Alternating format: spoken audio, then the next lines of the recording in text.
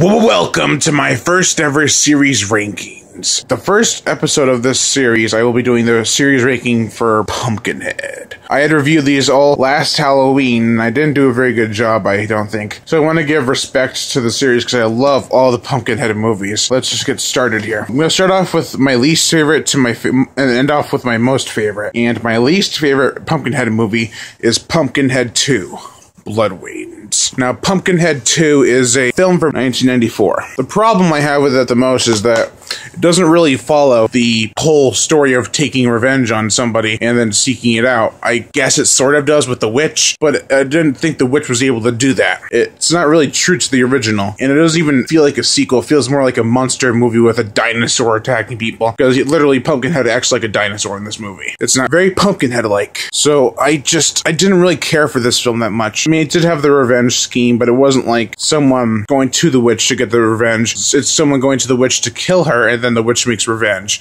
Well, they don't literally go there to kill her. They go there just to have fun, and an accident happens. So yeah, Pumpkinhead 2. Least favorite of the series. Then my third favorite out of the four is Pumpkinhead Ashes to Ashes. Pumpkinhead Ashes to Ashes is a Sci-Fi Channel film that premiered in like 2007 or 2008. And look at that awesome back cover. Isn't that just... that is awesome. That is the meaning of life and Halloween. And also the disc isn't that bad looking either. See that?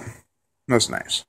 That's a nice. But my biggest problem with Pumpkinhead Ashes to Ashes is the acting. You do have Doug Bradley and Lance Henriksen. They were literally the only two good actors in the film. It feels like they casted a whole bunch of locals for some scenes. It's a good film. I mean, it's entertaining. It has lots of bloody violence and gore. But it's just, it doesn't feel like it needs to exist. That's my biggest problem. It feels like a Pumpkinhead movie, though. It feels like a great movie you can watch around Halloween time. But other than that, it's number 3. Number 2 is the original Pumpkinhead. You're like, oh, what? No, this is the best. This is the best. I would agree with you, except I like the fourth one more, which I'm not spoiling because you probably all know what the last one is. But Pumpkinhead, it's a classic. You can't go wrong with Pumpkinhead. The special effects are really good. It's one of the only films directed by Stan Winston. The other one I think is called Mac and Me or something. It's a really superb film. I got the Scream Factory edition right here. It has the original poster on Blu-ray.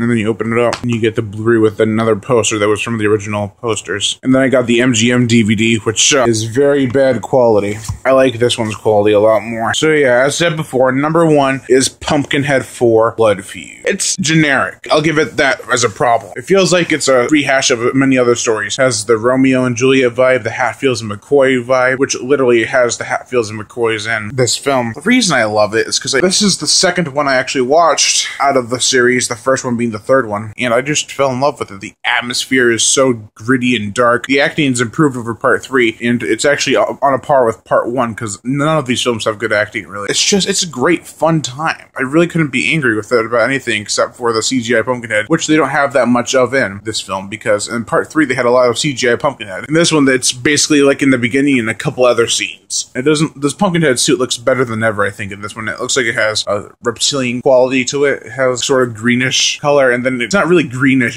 I forgot what the color exactly was, but it looks awesome. I think it looks a lot better than part 3's, which they probably use the same suit. It's just an awesome movie. So yeah, my series ranking. Overview: worst, third best, second best, and the best. I am Brian Gatto, host of Horror Show Movie Reviews.